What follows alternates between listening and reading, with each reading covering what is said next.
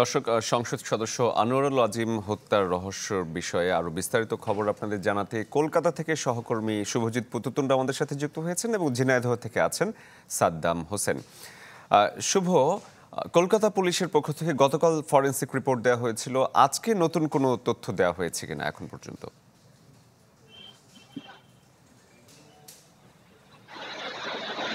দেখুন, নতুন করে কোনো তথ্য এখনো পর্যন্ত দেওয়া হয়নি। পুরনো তথ্য যেগুলো এখনো পর্যন্ত সামনে আসছে সেগুলোকেই যাচাই বাছাইয়ের কাজ চলছে। আবার একটা কথা বলে রাখা দরকার, যে বলা হচ্ছে যারা পশ্চিমবঙ্গে তো সেই অর্থে গ্রেপ্তার কেউ নেই, এখনো পর্যন্ত কাউকে গ্রেপ্তার করা যায়নি।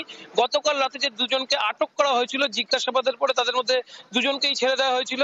আজকে একজনকে আবার নতুন করে আটক করা হয়েছে, একটা যে ড্রাইভার তাকে আটক করা হয়েছে, তাকে আর একজনকে জেগে আনা হয়েছে। কেন পশ্চিমবঙ্গ পাটে বলা হচ্ছে একাধিক গাড়ি ব্যবহার করা হয়েছিল, অর্থাৎ মন্ত্রী, এমএলএ, এমপি সাহেব নিজে চলার ফেরার জন্য যেরকম এখানে গাড়ি ব্যবহার করেছে, পাশাপাশি এই এমপি সাহেবকে হত্যার পর তার দেহের যে টুকরোগুলো বিভিন্ন স্থানে ফেলে দেওয়ার জন্য কলকাতায় একাধিক গাড়ির ব্যবহার করা হয়েছে। সেই গাড়িগুলো কিন্তু ট্রেস আউট করা গিয়েছে, তার অধিকাংশ গাড়িগুলোকে, এবং সেই গাড়িগুলোর যারা ড্রাইভার তাদের নিয়ে এসে তাদের জিজ্ঞাসাবাদ, এবং পাশাপাশি কলকাতায় আরেকজন নারীর সঙ্গের কথা কিন্তু বলা হচ্ছে, আরেকজন নারীর কথা বলা হচ্ছে, যদিও সেই নারী কে বা তার ভূমিকা কি ছিল সেটা কিন্তু পুলিশ এখনো বলছে না। অর্থাৎ বাংলাদেশে একজন নারী, তিনি কিন্তু ইতিমধ্যে গ্রেপ্তার হয়েছেন।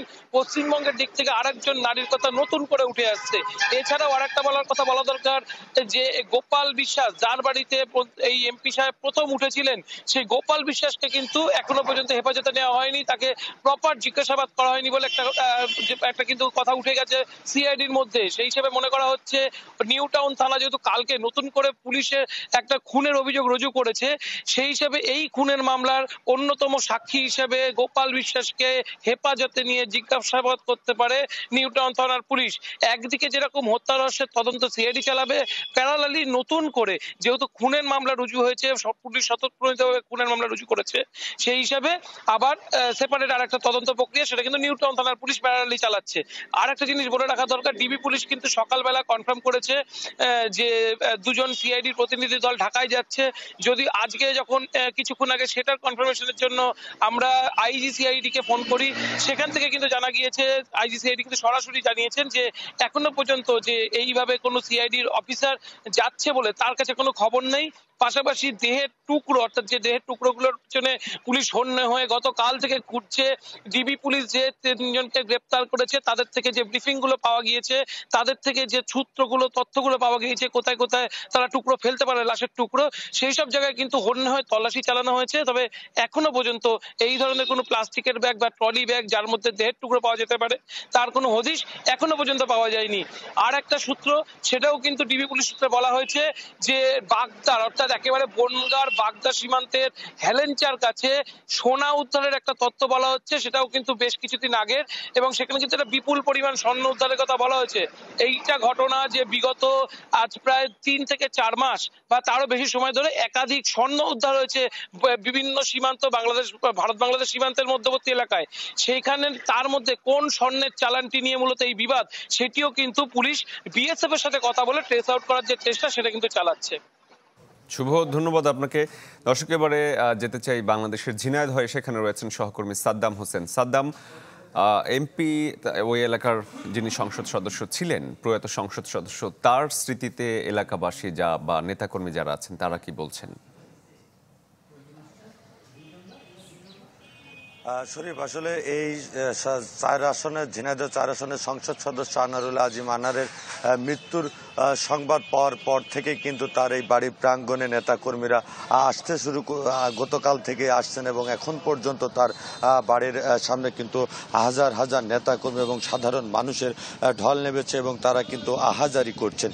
তো আসলে আমরা দেখলাম যে একটু আগেই কিন্তু উপজেলা আওয়ামী লীগের পক্ষ থেকে দলীয় কার্যালয়ে কিন্তু কালো পতাকা উত্তোলনের মাধ্যমে তারা দলীয়ভাবে শোক প্রকাশ করেছেন।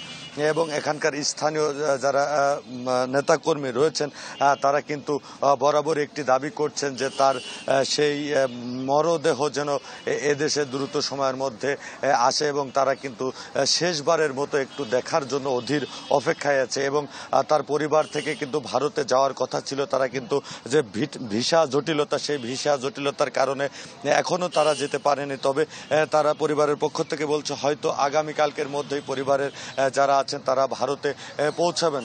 তো আসলে এখানে তার যে শুভাকাঙ্ক্ষী বা নেতৃবৃন্দ আছে তারা কিন্তু এই হত্যার সাথে জড়িত যারা, তাদেরকে আইনের আওতায় নিয়ে এসে শাস্তির দাবিও করছেন। তো শরীফ, এখন পর্যন্ত এখানে ছিল এই পরিস্থিতি। সাদ্দাম, ধন্যবাদ আপনাকে। দর্শক, পশ্চিমবঙ্গ এবং বাংলাদেশের ঝিনাইদহ দুই জায়গা থেকে আপনাদের এতক্ষণ তথ্যগুলো জানানোর চেষ্টা করছিলাম। দর্শক, এর আগেও আপনাদের জানিয়েছিলাম এমপি হত্যার ঘটনা তদন্তে ঢাকায় আসছে ভারতের একটি গোয়েন্দা দলের 2 সদস্যের প্রতিনিধি দল। এই বিষয়টি নিয়ে আরও বিস্তারিত জানাতে ঢাকায় ডিবি কার্যালয় থেকে এই মুহূর্তে সহকর্মী হিরণ খান আমাদের সাথে যুক্ত হয়েছেন। হিরণ। শরীফ, আমরা যেটা বলছেন আপনি যে এমপি আজিম হত্যাকাণ্ড, আসলে এখন পর্যন্ত কিন্তু পুলিশ, ডিবি পুলিশ, মহানগর গোয়েন্দা পুলিশ এবং এছাড়াও যারা স্বরাষ্ট্রমন্ত্রী আসাদুজ্জামান খান কামাল তারা বলছেন নিহতের ঘটনা, কিন্তু এখন পর্যন্ত তার মরদেহ কিন্তু এখনো পাওয়া যায়নি। তবে এখন পর্যন্ত মরদেহ না পাওয়া পর্যন্ত কিন্তু আসলে সেই ব্যাপারে হত্যা মামলা কিন্তু এখনো পর্যন্ত হয়নি। অপহরণ মামলা হয়েছে কিন্তু এখনো পর্যন্ত হত্যা মামলা হয়নি। আরেকটি বিষয় একটু জানিয়ে রাখি যে এই ঘটনা তদন্তে ভারত থেকে 2 সদস্যের একটি স্পেশাল টিম আসছে বাংলাদেশে এবং আজকে বিকেলের ঠিক আগে, মানে অর্থাৎ সন্ধ্যার আগে কিন্তু তারা বাংলাদেশে পৌঁছাবে, এমনটি আমরা জানতে পেরেছি। এবং এখন আমি রয়েছি ঢাকা মহানগর গোয়েন্দা পুলিশ কার্যালয়ের সামনে এবং এখানে আমরা দেখতে পাচ্ছি যে আইন শৃঙ্খলা বাহিনীর সদস্যরা, ঊর্ধ্বতন যারা কর্মকর্তারা রয়েছেন তারা কিন্তু রুদ্ধতার বৈঠক করছেন এবং আমরা তাদের সাথে কথা বলার চেষ্টা করছি। তারা বলছেন যে আনুষ্ঠানিকভাবে এখনো পর্যন্ত সাংবাদিকদের কাছে কোনো তথ্য দেওয়া এখনো পর্যন্ত সম্ভব নয়। তবে তারা তদন্ত করছেন, তদন্তের পরে কিন্তু আসলে তারা বলতে পারবেন। এবং আরেকটি বিষয় জানিয়ে রাখি যে বলা হচ্ছে যে আমানুল্লাহ নামে যাকে গ্রেপ্তার করা হয়েছে এবং আরও 3 জনকে, মোট 3 জনকে গ্রেপ্তার করা হয়েছে খুলনা থেকে, এমনকি আমরা জানতে পেরেছি। এবং সেই আমানুল্লাহর পরিচয় আমরা অন্য মাধ্যম থেকে, আসলে বিভিন্ন মাধ্যম থেকে নিশ্চিত হতে পেরেছি। শিমুল ভুইয়া নামে আসলে খুলনার যে সন্ত্রাসী, তার বিরুদ্ধে বেশ কয়েকটি মামলা রয়েছে। সেই শিমুল ভুইয়া আসলে এই আমানুল্লাহ, এমনটি কিন্তু আমরা জানতে পেরেছি। এখন পর্যন্ত কিন্তু আনুষ্ঠানিকভাবে তথ্য কিন্তু আমাদেরকে এখনো পর্যন্ত ঢাকা মহানগর গোয়েন্দা পুলিশের পক্ষ থেকে আমাদেরকে জানানো হয়নি। আমরা অপেক্ষা করছি, হয়তো আর কিছুক্ষণের মধ্যে আসলে আমাদেরকে এই তথ্য দিয়ে তারা সহযোগিতা করবেন। এই ছিল এখান থেকে সর্বশেষ তথ্য। শরীফ। হিরণ, ধন্যবাদ আপনাকে।